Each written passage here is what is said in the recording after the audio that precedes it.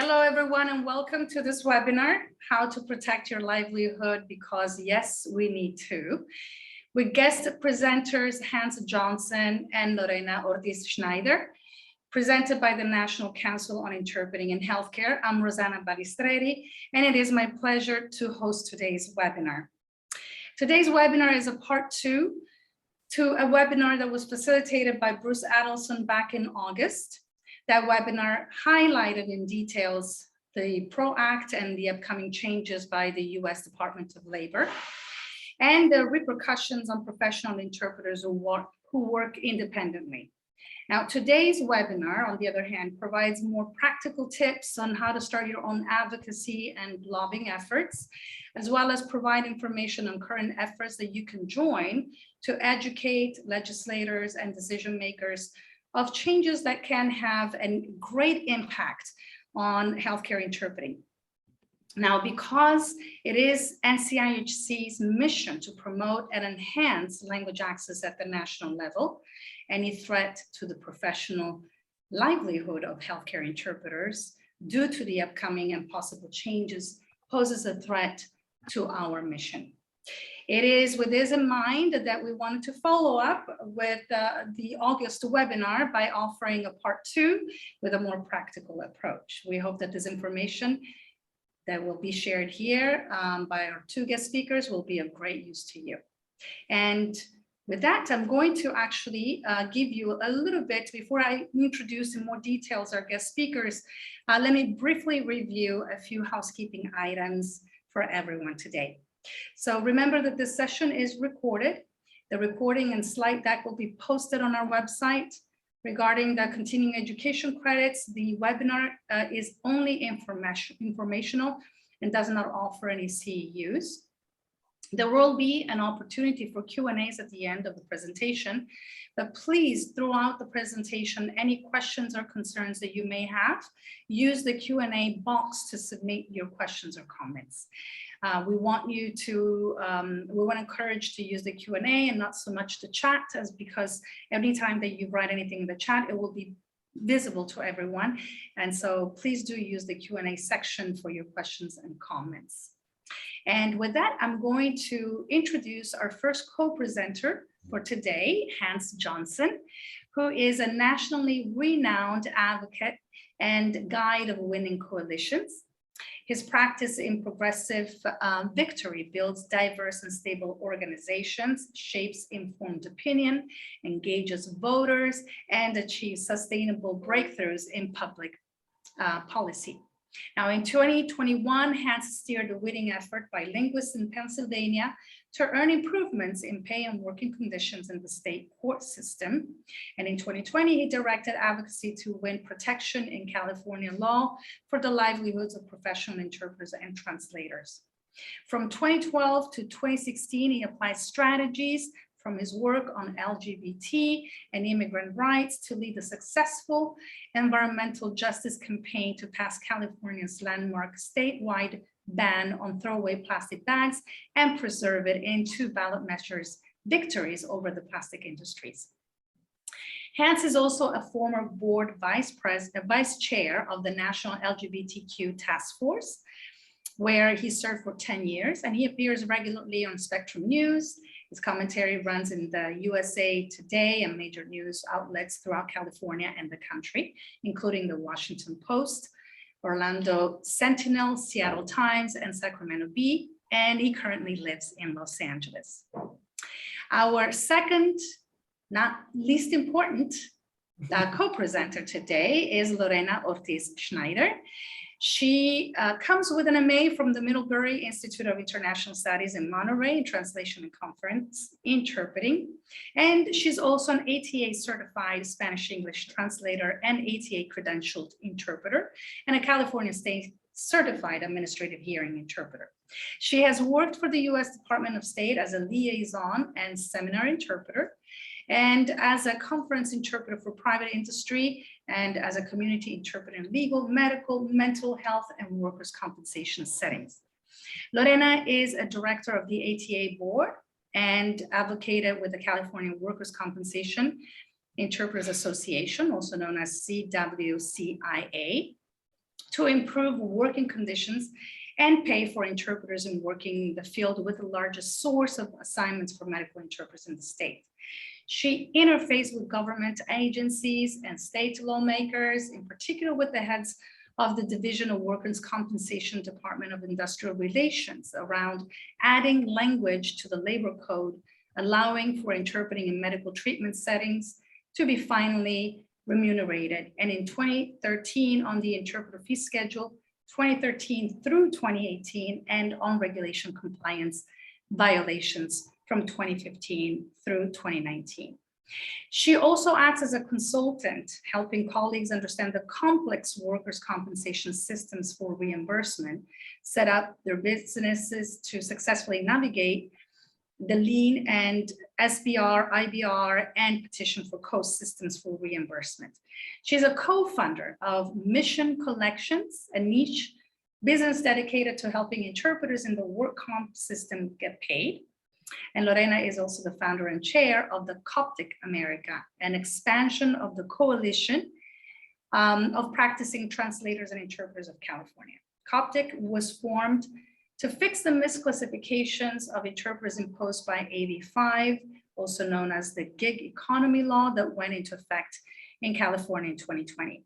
Leading colleagues from around the country under the guidance of an experienced advocate, Lorena helped earn an exemption for freelance interpreters who were forced into employee status by the new regulation AB 5. This win not only preserved the livelihood and traditions of linguists in California, but also the language access for those communities that we serve. And she is based in Santa Barbara, California. And with that, I'm going to pass the baton to the first presenter. Hans, the stage is yours.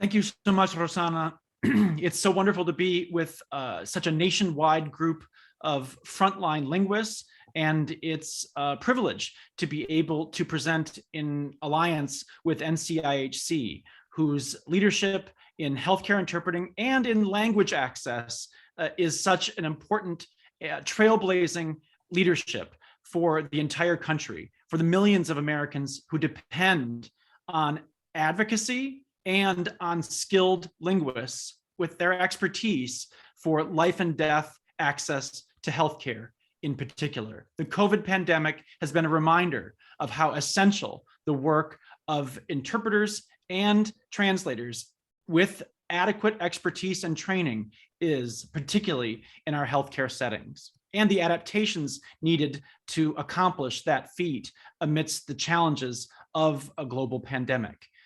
All the more reason why we must safeguard the right to practice of freelance linguists who, as we will learn in just a moment, comprise such an overwhelming lion's share of the profession. Here are some notes about housekeeping for today. Please be cognizant of them as we go through some of the information and the presentation today.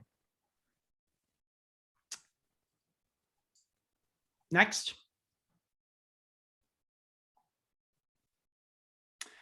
Just a cameo on me and some of my background, including on LGBTQ rights over the past 30 years, 10 of them with the frontline organization, the National LGBTQ Task Force. But as was mentioned by Rosanna, lots of work in building coalitions and in working with policymakers to make the voice of diverse coalitions heard, to change the law, including through ballot measures. And there's a dialectic between policy change and changing the hearts and minds of people so that, if necessary, we can preserve policy gains through ballot measure victories.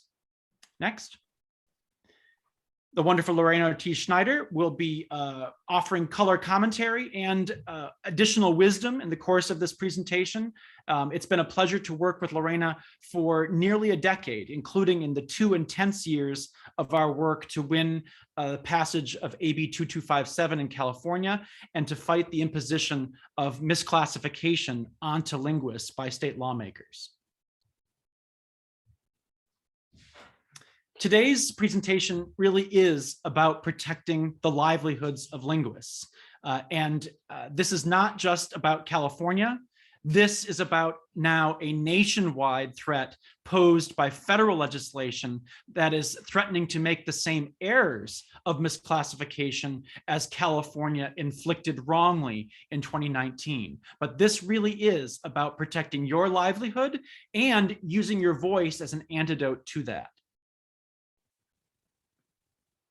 Just to recap, this law we're talking about, the ProAct, is in Congress. It did pass the US House in 2021 during this 2-year session of Congress. It is pending in the Senate. It is not yet law. I want to make sure we are talking clearly about its status. It is not federal law, but it is pending, having already passed one house of Congress. It is less sweeping than AB 5, the misclassification statute in California that imposed default employee status on a whole range of workers and independent contractors particularly.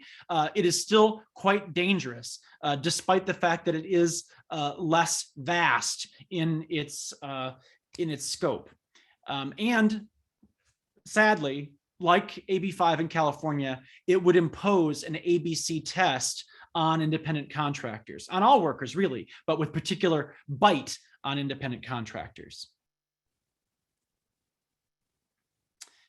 And just to recap, do you know your ABCs? This is an important reminder about what that ABC test is. When you hear that term invoked, this is what it means. And very plainly, here at the right is the Section 101B of the ProAct pending in the US Senate. Under an ABC test, a worker is deemed an employee. That's what we mean by default employee status being imposed on workers. You are deemed an employee unless you can prove that you're free from direction and control of the hirer, that the service you're performing is outside the usual course of business of the hirer, and that you're commonly engaged in that independently established trade or profession.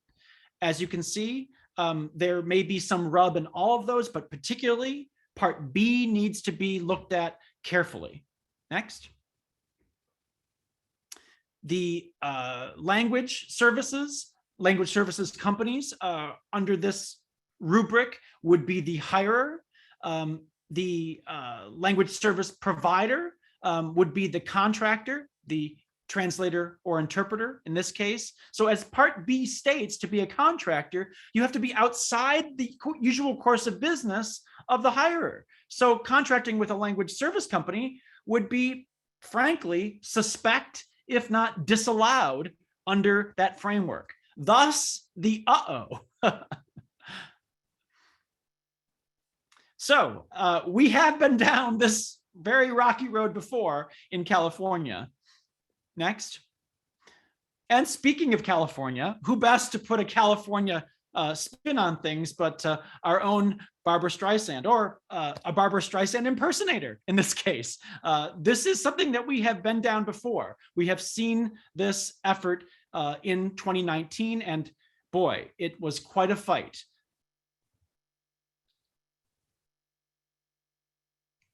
Next, there we go. Excuse me? I have a question that might be pertinent. Sure. If the hospital directly contracts with the interpreter, does that obviate the Part A?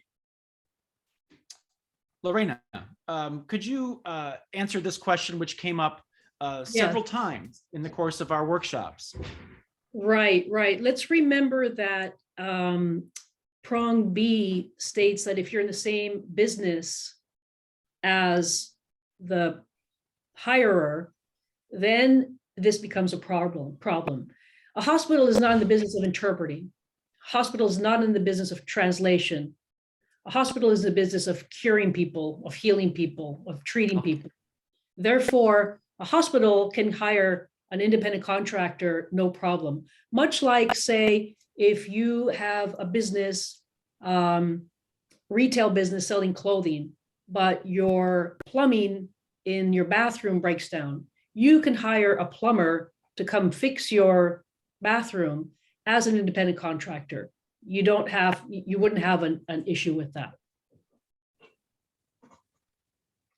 Exactly. So the Part B really does have particular bearing on instances where people are practicing the same occupation or profession. And just in Lorena's answer, you get a hint of the ways in which highly trained interpreters and translators are also being swept in with other vendors and service providers, irrespective of the academic training, the proficiency, the credentialing that goes on in interpreting and translating. So that became an issue in the course of our advocacy and required a lot of education to disabuse lawmakers of treating interpreters and translators like any other vendor also.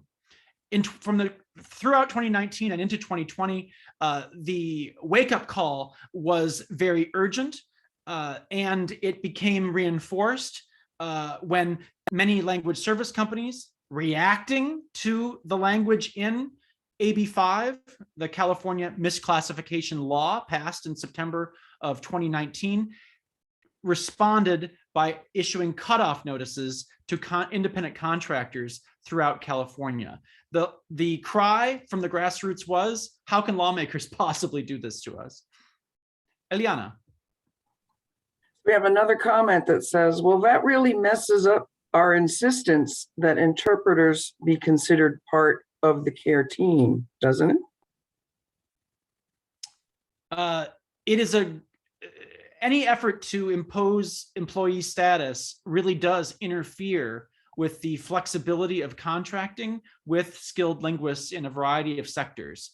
What really interferes with the understanding of the care team is language of such interference and of such intrusion into the work of skilled linguists. So I would say, rather than trying to look at it as a wrongful breakup of the notion of care or the continuity of care or place-based care or care-based teams, it really is the effort by lawmakers to wrongfully inflict classification, employee classification onto contractors that does that. And it's a real test of whether healthcare agencies will have the mettle, will have the courage to fight back against such interference. But this does leverage healthcare institutions into the fight to fix any efforts at misclassification, including the federal ProAct. So I would just flag that as, let your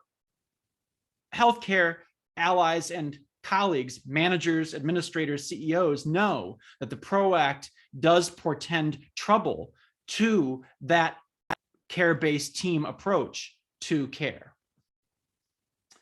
Next. This law, AB 5, was sponsored by a now former state lawmaker, Lorena Gonzalez from San Diego. The ABC test, despite warnings by linguists that it would sweep in language services wrongly, nonetheless was denied an exemption from AB 5 in 2019, despite many efforts to earn such respect in an exemption that was blocked by the sponsor of the legislation. And we'll talk a little bit more about the wrong information and, in fact, the disinformation that the sponsor was peddling in justifying the decision to deny linguists recognition or exemption from the law. What did we do? We didn't just moan, we didn't just agonize, we organized. And we organized up and down the state of California with a kickoff in Los Angeles on International Translation Day on the 30th of September, with well over 100 people and participating. You can see this was pre-COVID, and we were very glad that we finished our organizing up and down the state of California before COVID set in. And the social distancing precautions of March 2020. We completed 7 workshops up until February of 2020, up and down the state of California.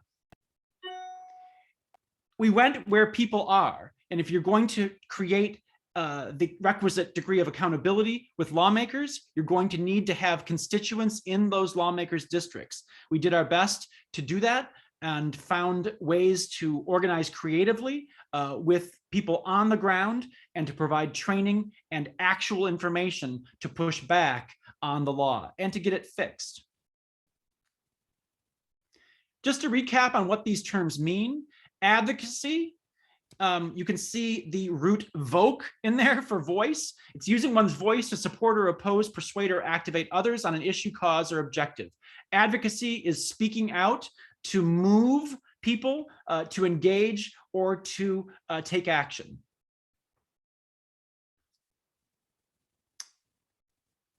Eliana. Another good question from the audience. I am an interpreter and also a vendor. Is that okay?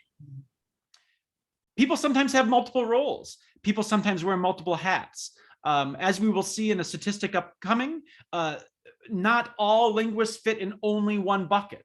Some people may be employees in one context or an independent contractor in another. That is a sliver of the profession.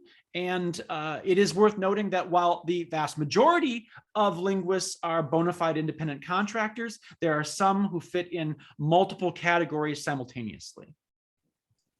And I would just add to that, that you could be an interpreter, but also a vendor in that you have a client and you can't be in 5 different locations at the same time. So you offer your services as a vendor and send your colleagues in your stead. That's where the B prong becomes tricky, because you as a vendor are now responsible for obeying the ABC test. And when you're hiring an interpreter who is doing the same work that you're doing, now are you supposed to hire them as an employee because of that? According to the ABC test, you are. Absolutely. Thankfully, in California, we got an exemption from that. And so that situation is protected, provided you abide by certain requirements. So that's why this ProAct becomes very tricky for us, because I'm not sure where you are, the person who asked the question, but that would be a problem that you as a vendor now have to face if the ProAct were to be passed in its current state with the ABC test in it. And it's one reason why we have to elevate the concept and understanding of language access with lawmakers, because these are not just random acts of employee classification. They have grave impacts on the communities we serve, on the people we serve. And it's very important to drive home for lawmakers that this is not just an issue of labor policy. This has vast real-world implications on the lives, dignity, and human rights of Americans in a number of contexts. And that was part of the obligation we had in lobbying. Lobbying is a very specific form of advocacy, and it means that you're moving to change the decision or action of a government agency, a body of elected or appointed officials, and to influence a government decision. One of the examples I like to use is that I often refer to my cats trying to approach me for food as lobbying. But while it may feel like lobbying, it is technically not lobbying, because I am not a government agency. So they may be insistent and they may be very, very good advocates, but it is not lobbying unless it is about trying to change the decision of a government body. Just a very important distinction about what lobbying means from advocacy. And this is a reminder about how important it is to draw on the vast grassroots of the language service profession. Linguists are in every city and every county in the country. Linguists are everywhere, and there are often deep bonds of collegiality and trust from training, from credentialing, from service, from conferences, from shared work over the years that we drew on in California in our organizing. This picture from a workshop we did in Salinas just before Christmas time in 2019, I think indicates some of the joy of reconnection with people pre-COVID. And one of the joys of reconnection we hope to get back to in having vanquished this pandemic soon. But this is a reminder that drawing on the collegial bonds within the profession really is an engine of advocacy and change making when necessary. Eliana. One more question, and this time from an alternate perspective. Gilda is asking, would the ProAct not help contractors stuck with lowball offers by big agency finally able to get better pay? Outside of California, companies offer really low pay because big agencies have taken over. I haven't thought of it that way, but go ahead. I'll toss that to Lorena for a quick answer. I think we will have further comments will shed light on that up the road here. But if you could go, there we go. Sorry, Lorena, I had to mute myself. You know, I think those are two totally separate issues. Getting lowball offers from big companies is a problem in our industry, but it's not tied to the misclassification of interpreters as employees. You know, in California, that was an argument for turning interpreters into employees. But the fact of the matter is, as you're going to see in this next slide, is that by tradition and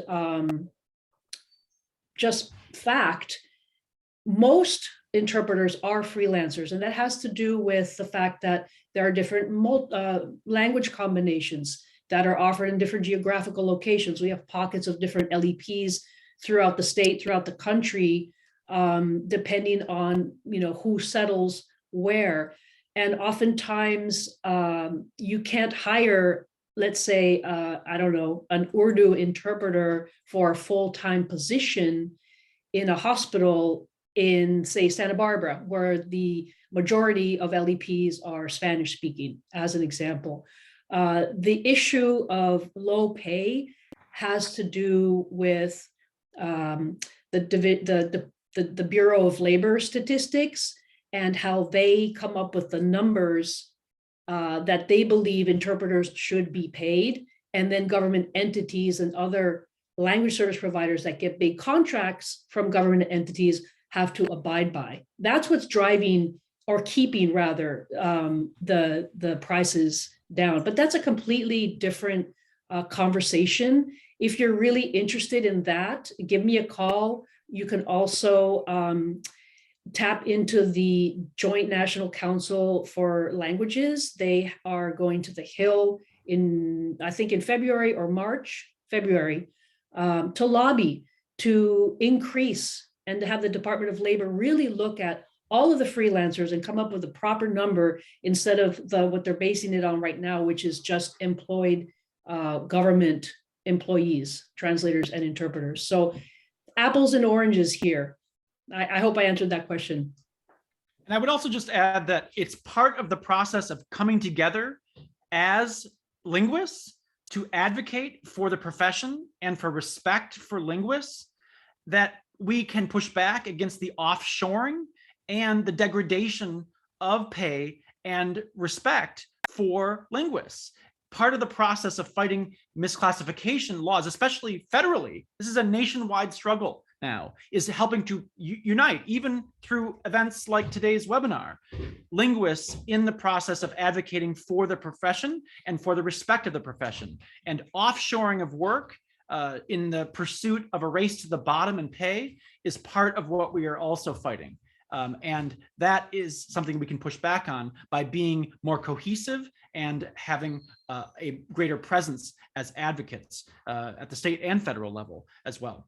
So just to recap here, research was key to our work from the beginning. We had to have a fact that we could share with lawmakers from an independent source of research. And we're very glad that in March of 2020, CSA found that 75% plus of professional linguists are indeed freelancers, in fact, and by choice, setting their own pay, choosing the tools of their work, and selecting colleagues, selecting clients without retaliation or intimidation or pressure. Those are some of the very factual bases by which people are deemed freelance providers, freelance professionals. And in fact, that holds true for at least 75% of linguists, a very helpful fact as we approach lawmakers in California.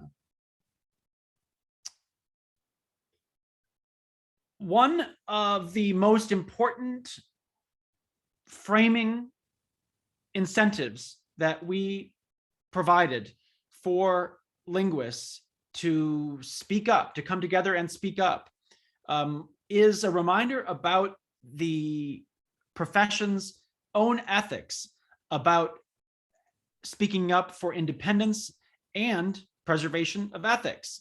You know, it's uncomfortable for a lot of linguists to speak up and use their own voices.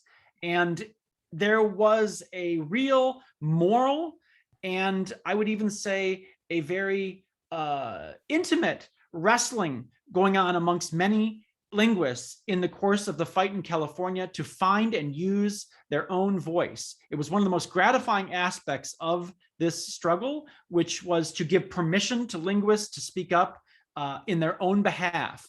And that is an ongoing encouragement that needs to be done within the profession because of the experience and the acclamation to making the client's voice heard. Well, here is an instance where the voice of linguists to educate lawmakers and each other and their own communities was paramount. And one of the things that we said was, you know, it's a lot more painful to be put out of work, to be rendered unemployable in California by such an imposition of employee status than it is to use your voice. And many people got over that discomfort and found themselves, I think, much more confident in using their own voice in the course of the advocacy that Coptic helped lead in California. Yeah, and Hans, you remember at one of our meetings that we had, I think we mentioned the fact that we are linguists, we are wordsmiths, we know how to articulate other people's words properly. So let's, you know, leverage that and use our own words to empower ourselves and our own profession to the ears of the lawmakers. And I remember people standing up and clapping. It's almost like we were given permission to speak up because interpreters were always in the background. We're supposed to be, you know, heard, but not really seen. And I think when people realize that, I know that for me, when I realized that it was okay to use that articulate voice that I have, it was very liberating and empowering to all of our colleagues. And I would just say that because the field of interpreting and translation is dominated by women, there is a particularly cathartic aspect to advocacy in overcoming the sexism that still runs rampant in our country and in the field of lobbying and influencing. We don't have parity in representation. Even in the California legislature, we are far from parity. Only about 27% of lawmakers are women. And a field dominated by women has a particular opportunity to break through against the neglect, the misogyny, and the dehumanization of women's voices in our politics. And that was a particularly cathartic aspect and a particularly effective aspect of the Coptic Coalition advocacy. Eliana. So I just want to say we have a very lively side conversation going on between Tom Fennell and Maria Vertkin, if I'm saying your name correctly. I am copying all of that out and I am going to be sending it to our presenters because I really don't think we have time to get into the weeds with all of it and still cover the entire webinar, but I'm not ignoring your questions. I do want to ask this one though from Vanessa Costa. Can you elaborate on specific industry efforts to push back on the offshoring trend?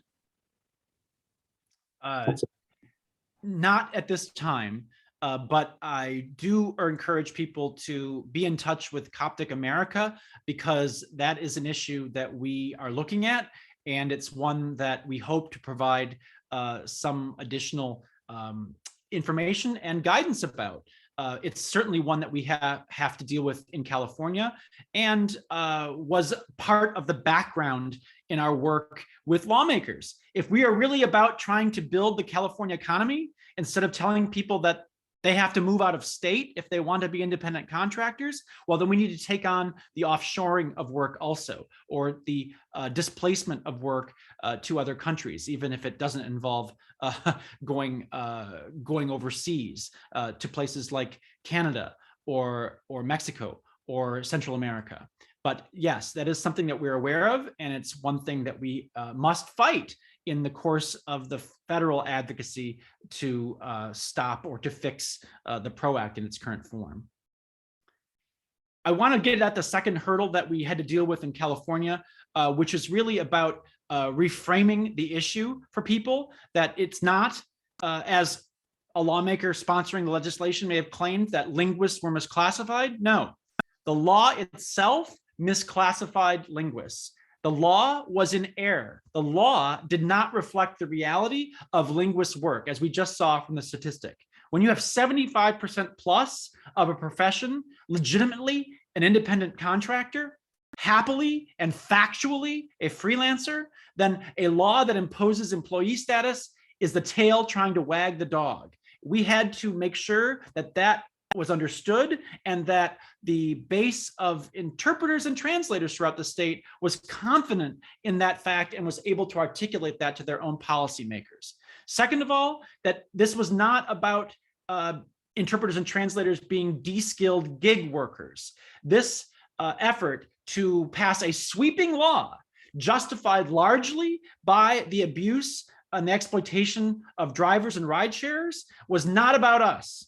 And to sweep in highly trained linguists was a wrongful use of state authority and devastating to the economy when you're talking about at least $5 billion of contributions to the state workforce.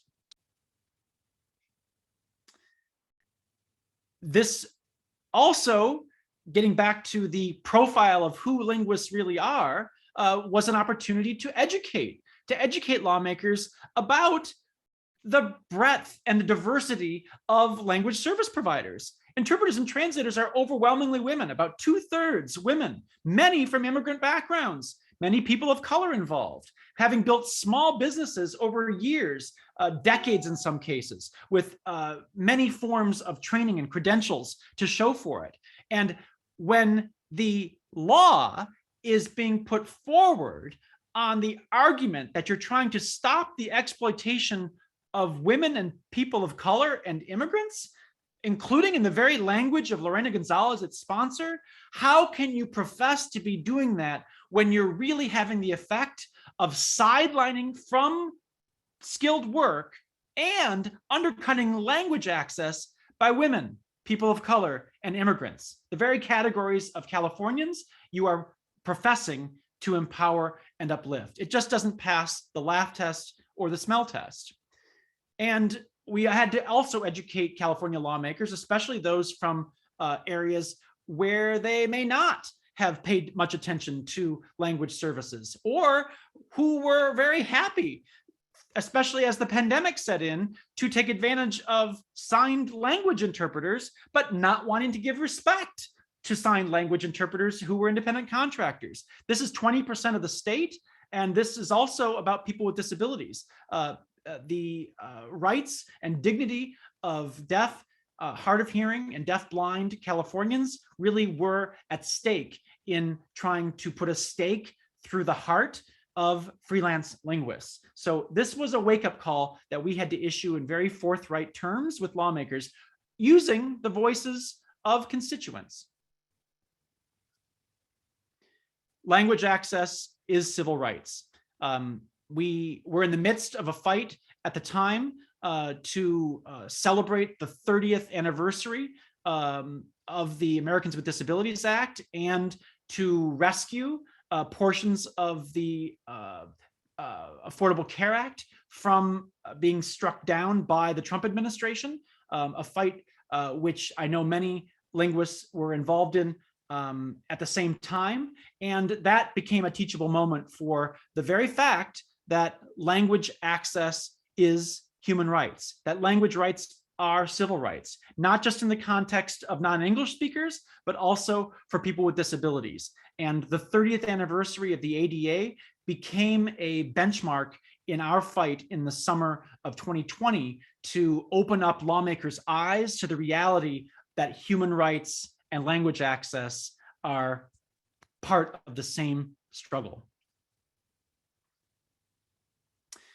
We worked through all manner of difficulties. We faced a lot of barriers in the process, but our initial strategy to find the most reputable senior lawmaker, the chair of the Senate Labor Committee, who was retiring and might have a little bit of ability to push back against the forces in some parts of organized labor who were trying to impose the employee classification onto linguists. We were accurate in that strategy. And the former Senator Jerry Hill did sponsor the legislation. We had to deal with a number of hurdles in the legislative process, went through 3 pieces of legislation, consolidated because of COVID down to 1 bill.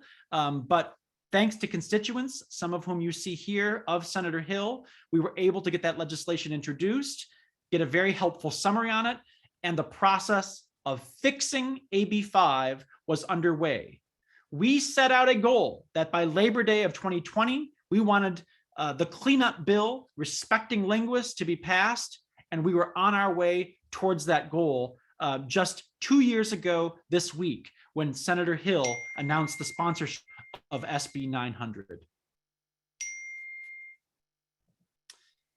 Here is the sponsor of the legislation, Lorena Gonzalez. And what did we learn through good organizing? Well, not just sign language interpreters, but other interpreters also had worked for lawmakers, including the very sponsor of the legislation itself. Relationships open up incredibly effective advocacy when you have personal relationships born of good organizing, going to where people are, learning about those connections and relationships that people have in community. Well, lo and behold, constituents held the power to move lawmakers, their lawmakers who worked for them. And that even was the case with the sponsor of legislation. Maribel Carino, one example of a constituent of then Assemblymember Gonzalez, had actually provided interpreting for the assembly member. And her going on local media, her op-ed piece in the Los Angeles daily newspapers, a network of 10 newspapers in and around the Southland, was extremely influential and was a wake-up call to the sponsor of legislation that she was going to have to take interpreters and translators more seriously than she had in closing the door to an exemption in AB 5. The cleanup legislation was not going to go forward without our being respected in it. That was the message that Maribel Carino and others sent. And the fact that 20 to 40% of work was being lost by interpreters and translators in California, thanks to the cutoff notices by language service companies, was a fact that became reinforced. And we saw the benefits of that in having that line parroted back to us by lawmakers later in the process.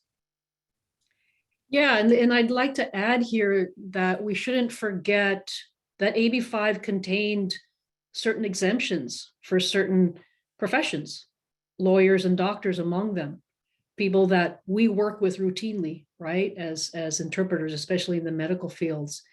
Even hairdressers, right? If the hairdresser could get an exemption, why can't? Never mind.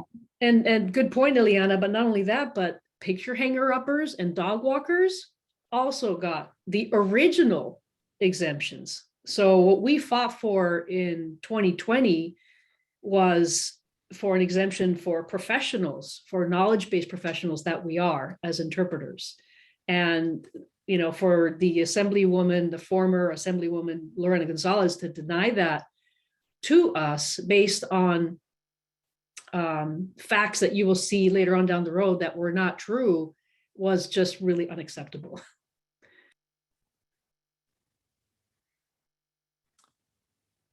And here's a glimpse at the legislative maps that we had to navigate, but really this is a picture of what really diligent advocacy looks like. You need to look at legislative districts. Again, we just went through redistricting, so The apple cart has been upset in the last 2 months with the new district boundaries in California, but this is just an example of how you need to look carefully at whom constituents can influence, who works for the linguists whom we organized, who answers to them, who can't hang up the phone if their constituents call them to urge them to do the right thing on cleanup legislation. That is mapping that has to be done in the course of good coalition work. And we did that. We found that we had linguists, thanks to our organizing, in every one of the 80 assembly districts, the lower house of the legislature. Next. And we had in all 40 Senate districts as well. And we were in a position to push those buttons based on constituent relationships as a result of that mapping. So we lobbied very directly, again, lobbying being trying to influence the decision of public officials and elected officials. That's lobbying. Constituent lobbying delivered this message. It wasn't that the coalition was the somehow the mouthpiece. No, it was done organically through constituent relationships. And there were a couple really wonderful benchmarks of that process. On June 5th, in one committee chaired by Assemblymember Gonzalez, more than 100 messages came in from constituents to lawmakers, many of them being members of that committee. And in a very key instance, late in the process, right before the final legislation was in place, we had 40 callers into the Senate appropriations hearing up and down the state, echoing that we would oppose the bill unless specific fixes were made to it. That was extremely influential and actually led to the final addition of interpreters, the final incorporation of interpreters under certain conditions in the cleanup language after translators had won an across-the-board exemption. And even after that comment section period was over, interpreters and translators kept calling in, even though they were onto a different bill. And the chair of the Senate Appropriations Committee was gracious enough to request that the person taking the calls not cut off the interpreters, that we wanted to hear from them. And that was extremely powerful. Yes, dignity means something when you have made inroads with lawmakers. It's amazing how much greater respect can be conferred, even ceremonially, once inroads from constituents have garnered the respect and impressed a lawmaker, as with Senator Portentino, the chair of the Appropriations Committee, as Lorena is referring to. Next, we won. We managed to succeed in getting the legislation approved without any opposition through both chambers on the very last day of the 2020 legislative session. And our left-handed Governor Newsom, as you can see here, signed the cleanup bill on Labor Day weekend of 2020, taking immediate effect. It was emergency legislation and it took immediate effect. Mm-hmm. So what do we take away from California? What do we apply to the now escalating fight to fix the ProAct at the federal level? Why do we need to draw on the experience of California TNIs in dealing with the ProAct advocacy? Well, let's assess some of those key takeaways. First is the basic recognition that linguists have power. I think it can be a commonplace to say, oh, attorneys have power, or unions have power, or our colleagues who are real estate agents, or dentists and doctors have. No, linguists have power. One of the things that California's advocacy and the success of it has shown is that linguists have power if it is organized and if there is cohesion and a willingness to come together to use it. And that linguists will lobby when livelihoods are at stake, as California proved. And we need to show that democracy can work. Constituents can move their lawmakers, the people who work for them. When constituents know who their lawmakers are, instead of contacting legislators willy-nilly, but focusing on who works for them in their district, an assembly member, a senator, or in the case of federal government, 2 US senators and a member of Congress. With this legislation now in the Senate, almost every American, save those in territories in the District of Columbia, have 2 senators able to work and speak up for them. It's important to know constituents can make their lawmakers move. And in statewide representation, like US senators, we're not talking about districts. We're talking within the state, you have 2 senators who work for you and need to listen to you. And that truth, that the facts are a very important tool of pushback. We had to catch the sponsor of AB 5, who was resistant to the incorporation of translators at all into the cleanup legislation, in a falsehood that she was uttering. As Lorena can describe, being front-footed, we did the research independently with a partner and found that the argument that the lawmaker was using to block interpreters from being covered by the cleanup legislation was false. And that fact checking was indispensable to our victory, our final victories in August of 2020. Yeah, that was a big win, and I think it did help turn the tide, because Lorena Gonzalez had decided to then grant translators a full exemption under professional services, but not interpreters, because she claimed that the EDD, the Employment Development Department, had audited about, I think, 71 language companies, language service providing companies, and discovered that there were 4,111 misclassified interpreters. Well, what we did was we had a partner do an open records request. The EDD sent us the numbers and source data. Numbers, yeah, the data. When we crunched all of that information, we discovered that of the 4,100, only 6% were deemed misclassified. And of that 6%, we don't know what the percentage of interpreters were, because it was translation and interpreters. There was no distinction between the two. And once we pointed that out very publicly, and we sent a report to all of the lawmakers in the state, Lorena Gonzalez started to change her tune. And this is just a lesson for all of you out there who don't know how to make an impact in your neck of the woods. This is what you can do. You have the power to use the open records request to get any kind of public document that's open to everybody sent to you. And that's how you can keep your lawmakers accountable, is by doing the work yourself. Or strategically with partners, as we did, because we wanted to take advantage of a secondhand source for the information, instead of being directly accountable for having to fact check a lawmaker in such a position.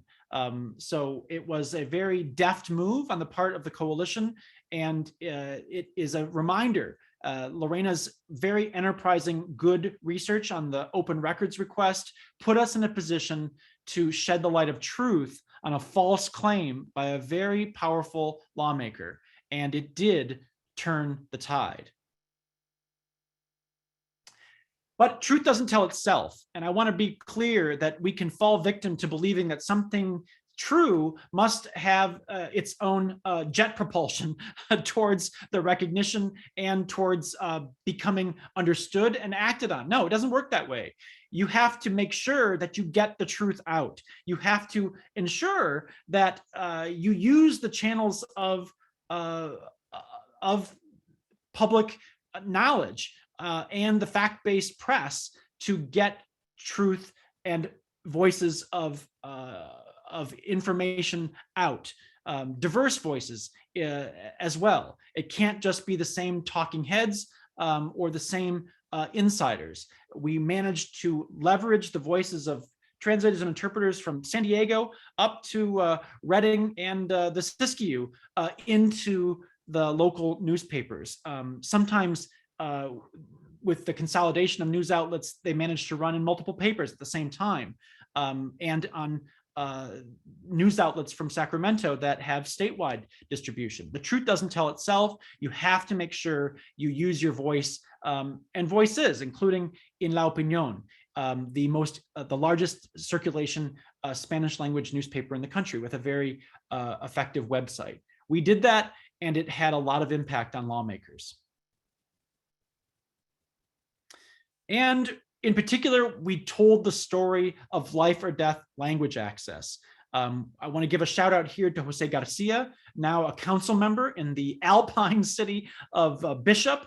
Jose is a longtime leader in the field of healthcare interpreting, and someone who could speak passionately about the life or death implications of denial or inexpert delivery of language services in hospitals and clinic situations. Lorena and he paired on a very influential piece in Cal Matters at the start of our lobbying push, and it had ramifications. And we shared that with lawmakers throughout the push to get the cleanup bill passed.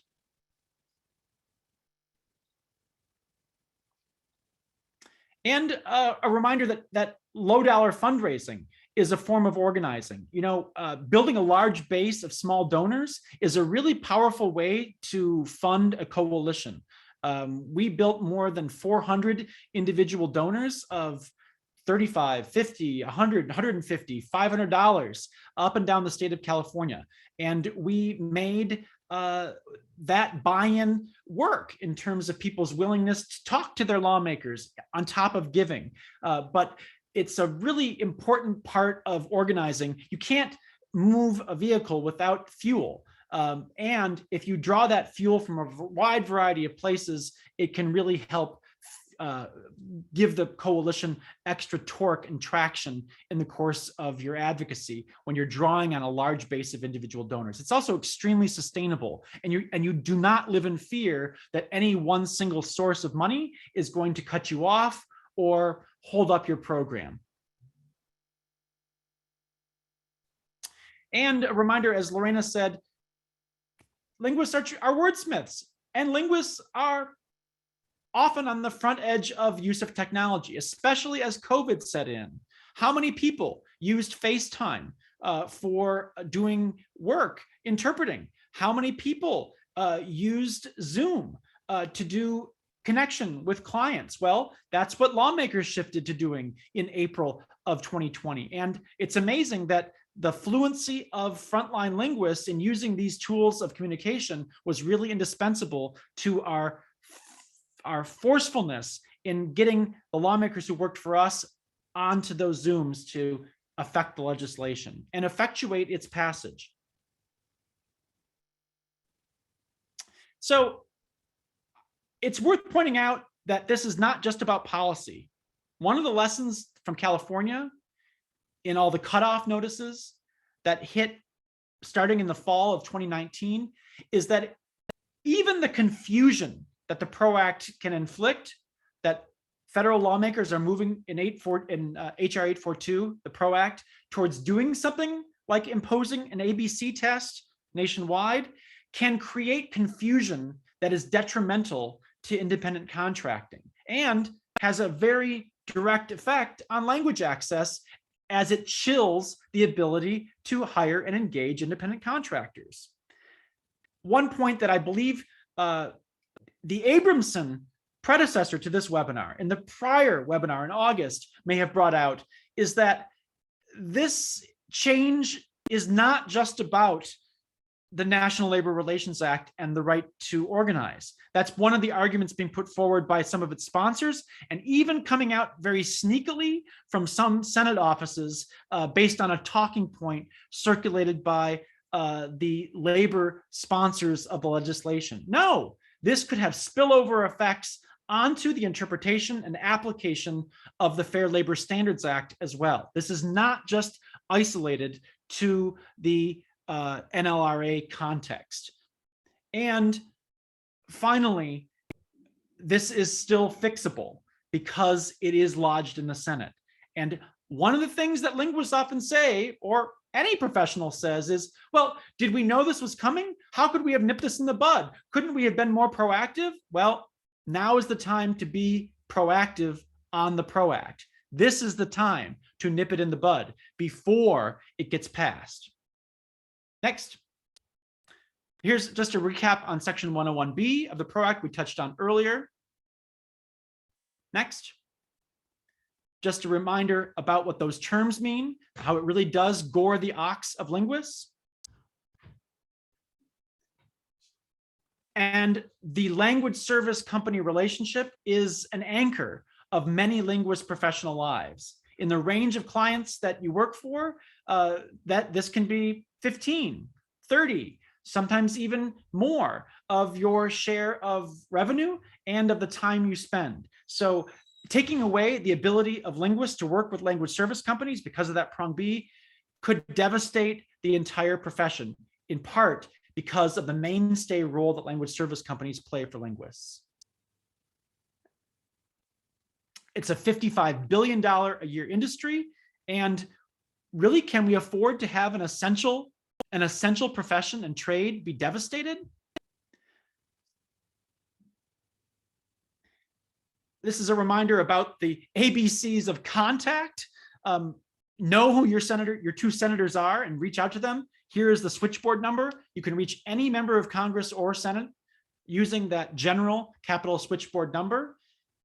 And make sure you describe your credentials. Make sure you describe your service to community.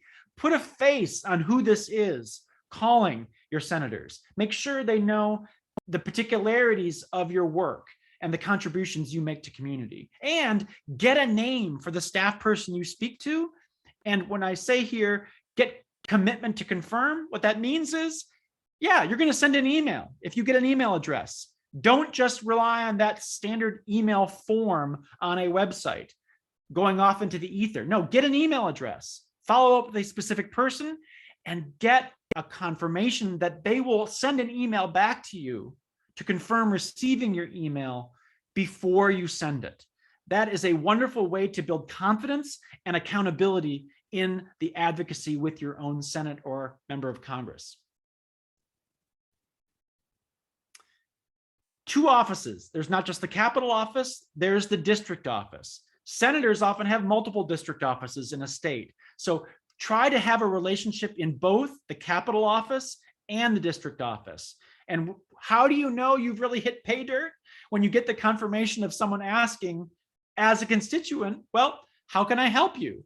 It doesn't mean they'll make it easy for you to follow up, but it's an acknowledgement that you are there as their boss. They work for you. They are there to serve you. So develop those 2 relationships at the Capitol office and the district office. Make that relationship work for you, because they do work for you. Yeah, and I would just add to that, they receive a lot of requests on a daily basis, but they do work for you, like Hans just said, and they do have to reply and they do have to listen to you.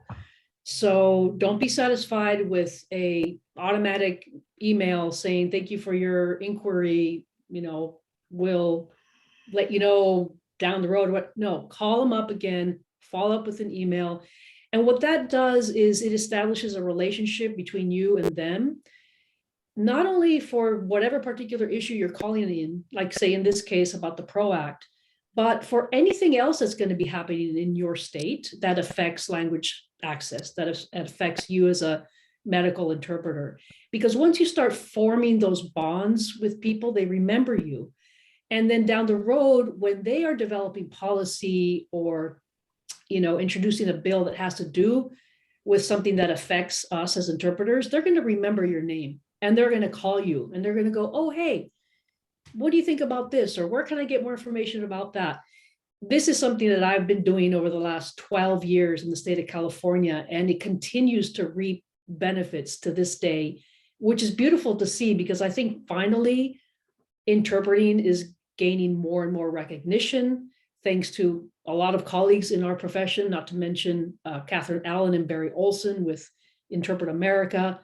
And I get calls from the Office of Civil Rights, from different lawmakers, from different government entities asking about where they can get more information about our services, about the way we provide interpreting, all kinds of stuff. So you can be your own advocate in your own local city, state, and have an impact on federal level as well.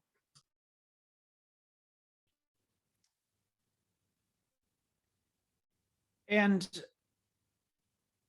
this is not simply about linguists. We're here to talk about language access in part, and no one has championed language access more vociferously or effectively than NCIHC over the years. That's why it's important to speak with confidence about the people you serve, not just about you, your livelihood, your family, the kids that you hope to put to college, or the people that you give care to as seniors or people in your household. This is about the impact that linguists with expertise and providing reliable language service provide vulnerable communities throughout the state and throughout the country. And that is a fact that needs to be driven home with lawmakers who are typically approaching any profession as about how it affects them narrowly. Linguists are not a narrow, isolatable profession. Human rights are at stake in the availability of reliable expert language service, and businesses, public education, entertainment, conferences, every sector of the economy is affected by professional linguists and the ability to engage with you. And that fact that it's not just about you, but about the millions of people you serve, or at the community level, the hundreds who may be beneficiaries of your services, needs to be driven home in every conversation with a lawmaker.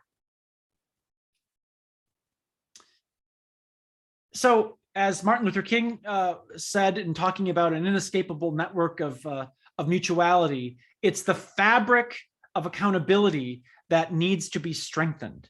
And when linguists speak up, especially when linguists speak up about language access and the millions of other people who benefit from it because of your skill and availability of service, that is when we begin to create the necessary accountability that is what a healthy democracy is made of.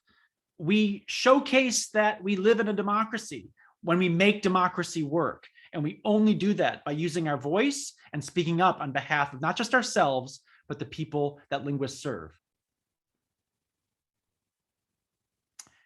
And now we have a chance for questions. I know they've been brewing in the chat, and I know Eliana's been taking careful note of those that need to be amplified here. So let's have some questions. Very good. I am not sure we'll get through all of them in the time allotted, because although I have 40 questions showing, some people asked maybe 10 or 12 questions and I have them all under the same name, but let's give it a shot.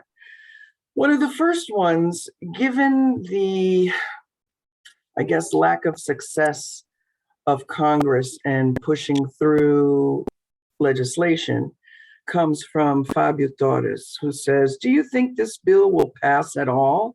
I've heard it will probably die because Republicans won't vote on it. Well, that doesn't mean we don't have to prepare, but do you think anything's going to happen this year with this? The legislative forecast is a dicey one, but I think the bigger picture is no matter what, this legislation is not going to go away forever or for good, and it could come back up. Yes, it's very much at stake in the numbers of lawmakers who are most responsive to labor concerns and the promotion of union advocacy that is reflective, that the ProAct is a reflection of. So that's all to say that the Democratic majority is a tenuous one in the US Senate, Not all Democrats are on board, thanks in part to the work of linguists to raise concerns about Section 101B of the ProAct. We have 4 or 5 members of the Democratic caucus who, thanks to the work of linguists in particular, and other independent contractors, have shied away and are not sponsoring the ProAct, or whose green light on the ProAct is conditional on fixing or omitting Section 101B entirely. So that is to say, we have some work to do still to educate other Democrats in particular, but all members of the Senate about what's at stake in the legislation. And this is not the last session of the Congress in which it's going to be brought forward. We could see it coming back again in the next session of Congress. And what we need to do is to ensure that the starting point for reintroduction of a future version of the ProAct is to nip this issue in the bud, is to fix Section 101B. So regardless of the legislative composition of the Senate, we have work to do with the senators to understand how linguists and the people served by linguists are profoundly affected by this classification issue. And without education, we can't hope for happy outcomes. Happy outcomes don't come about by magic. They come about because lawmakers and their staff are informed and steer away from danger, like we are outlining in prong B of 101B. There's no shortcut. We have to do the work of advocating and improving their understanding of the legislation so that it does not pass this session intact. And if it comes back in a future session, it's a better version of this legislation that does not devastate the language service profession. Very good. Okay, let me get rid of that one. I'm clearly an independent contractor by choice, and I contract with at least 30 to 40 language service providers per year. I set my own fees and terms, and I prize the freedom that I have to accept and decline assignments and the ability to have work-life balance. So given that, what practical hands-on steps can I take if I want to get involved in advocacy work? I would say first and foremost, it's important to celebrate and to be proud about being an independent contractor, in fact, and by choice. You know, the threat of audit and the organized effort to impose employee status, there's a lot of pride that goes in that effort to stop exploitation and to put forward employee status as a fix to it for some workers. Well, you know what? Professional interpreters and translators who really are freelancers need to express pride in that status as well. And I would say one of the simplest forms of advocacy that you can take based on what you outlined in the facts of your work is to celebrate your freedom and to celebrate the value of being an independent contractor, to work flexibly across different fields, to engage and solve problems in a variety of different sectors and arenas, whether it's public schools in the morning or providing interpreting at a city council meeting in the evening, and the variety of barriers to language access and understanding that you help people cross. There's pride in that. There's pride and there's satisfaction and fulfillment in doing that kind of work. And it needs to be attached, and people need to understand that that stems in part from your being an independent contractor, that the freelance status that you have built and that you protect allows you to do that range of work and to help people cross and overcome language barriers. That's, I would say, a first and necessary step to the advocacy whose nuances we've talked about here today, but that is an elemental base for the advocacy that we've been talking about today. Now, here's a practical question that I would be interested in knowing the answer to, because it says, can setting yourself up as an LLC circumvent the effects of this type of legislation? And that comes from Julie. I'm going to let Lorena tackle that one because, again, it's a question that we handled during our workshops and came up frequently in the course of our organizing. Yeah, that was a big key issue. Again, that's sort of separate from the entire conversation about worker classification. Even in California under AB 2257, which was the cleanup bill, through which translators gained a full exemption under professional services and interpreters under referral agencies. Each one of those sections, along with the other, I think 8 sections, come with their set of requirements. So even if you're a business doing work with another business, so if you're an interpreting business and you're doing interpreting work for another interpreting business under the business to business sector, having an LLC will not absolve you from compliance with the law unless you also comply with the, I think there are about 11 requirements. And so tricky, very, very tricky. You got to read the laws. And again, this whole AB5 thing was a mess. It was a disaster. And the reason we're all talking to you here today is to be proactive and to put a bug in the ear of our lawmakers so that they don't duplicate what happened in California on a federal level. That's not to say that we don't think that being an employed interpreter is a bad idea. Obviously, that's a great idea for people who want to be employees. All we're saying is that for the vast majority of interpreters who don't want to be employees, they should have the choice to not be classified as an employee. The AB 2257 allowed for sole proprietors as well as businesses formed as businesses, business entities, so LLCs, LLPs, and C Corps.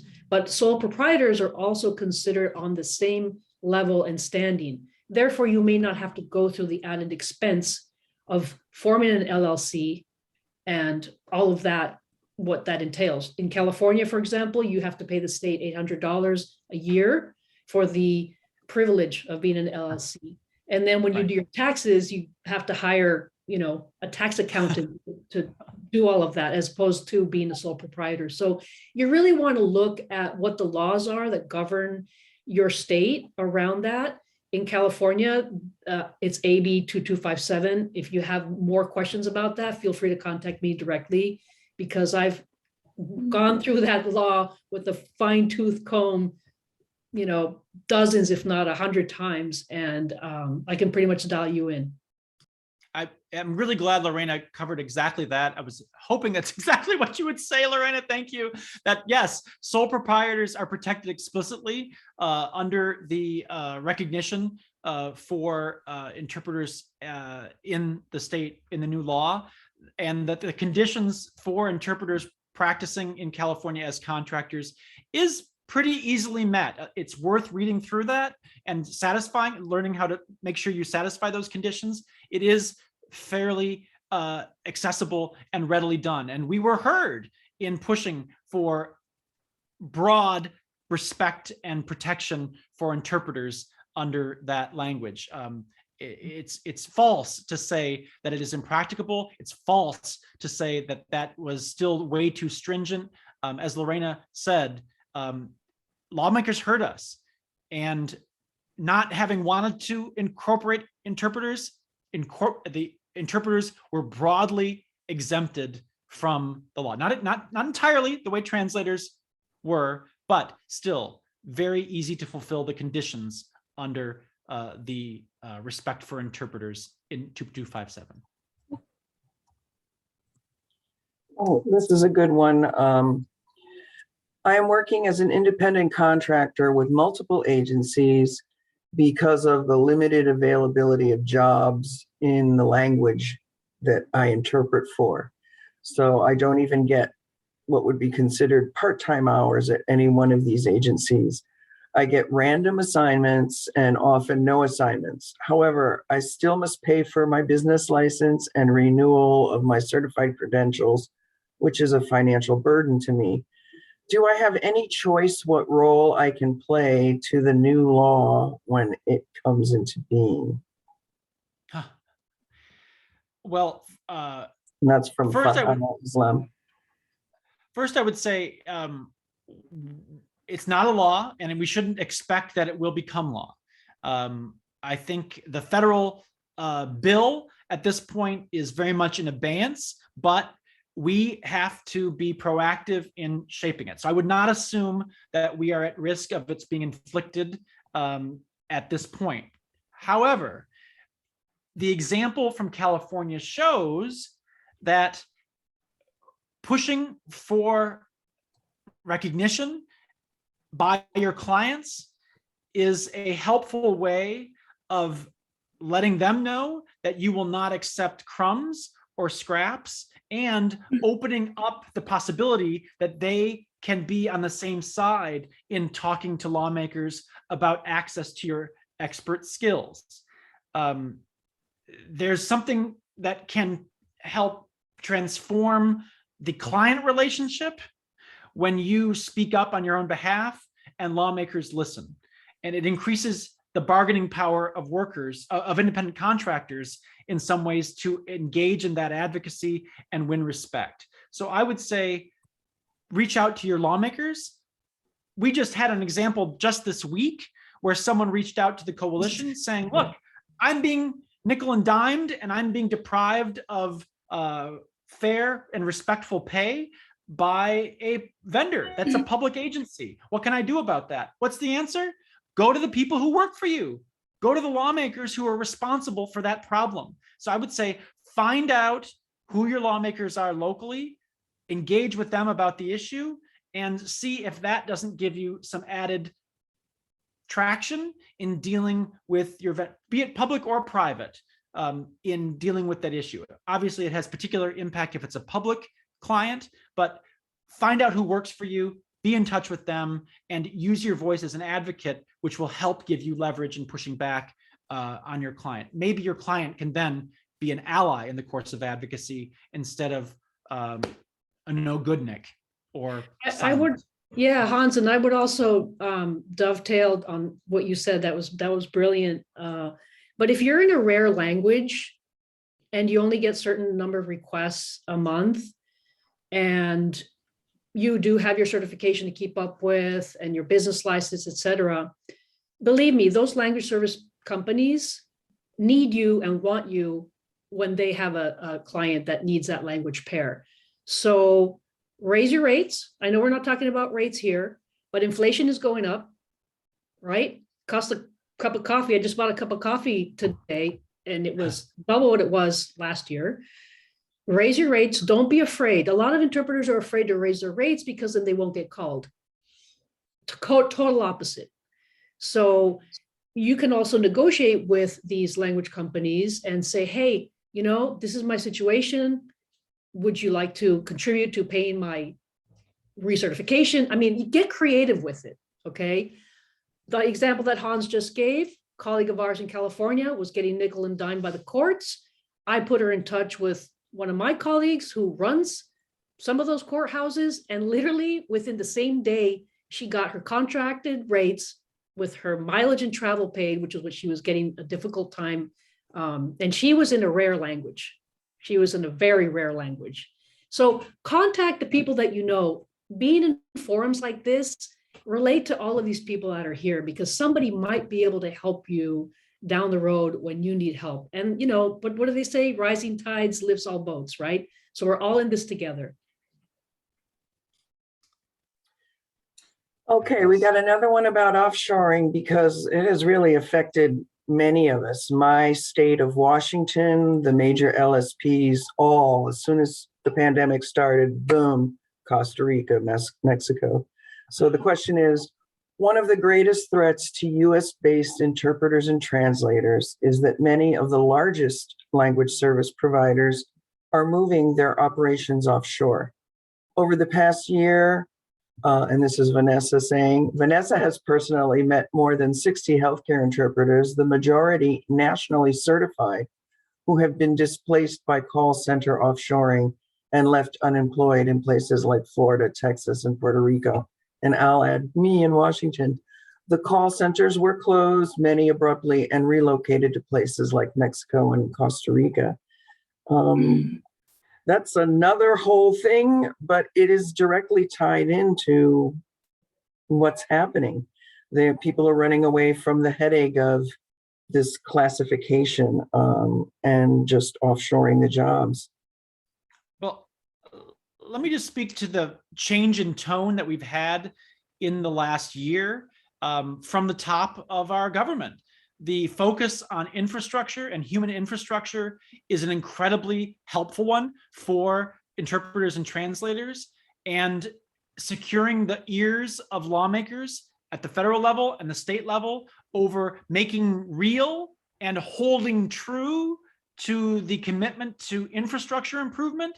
Make sure you talk to the lawmakers who work for you about bringing those jobs back to the state, especially if there is requisite training and availability of that talent in the state. Lawmakers can often be in a very hard position to permit and look away from offshoring when that talent and capability to provide reliable expert service exists in the state. We just want to fight in Pennsylvania, not a state renowned for its language diversity, but where 10% of Pennsylvanians speak a language other than English. We just want a major fight in the court system, because what did interpreters and translators do? They reached out to allies. They communicated with lawmakers. They told lawmakers, we provide incredible value in our court system. Don't relinquish this court language access for interpreting to vendors outside the state. Keep it here. Respect us. And you know what happened? They won. They won their fight for improved pay and respect in the provisions of the Office of Pennsylvania Courts, because they spoke to lawmakers.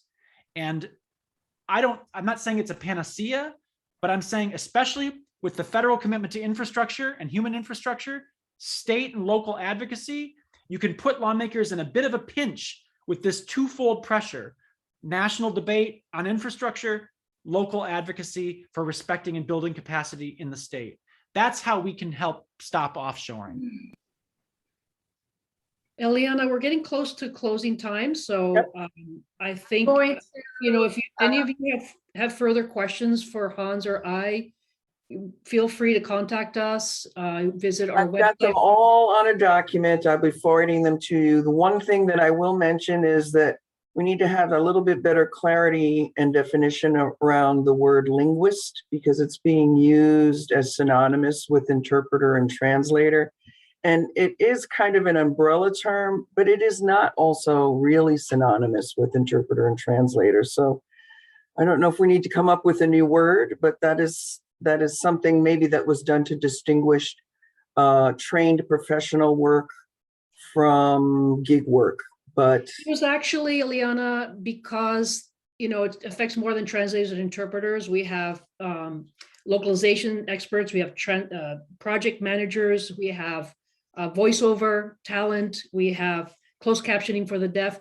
All of that kind of falls within the scope of linguists. And so we had to kind of broaden it in California to make sure that everybody within that space got an exemption, right? Some of them didn't, but that's kind of like why we chose that term. Yeah. Okay, so tons of questions coming to you. Everybody who had that spirited discussion in the chat, I've got it all.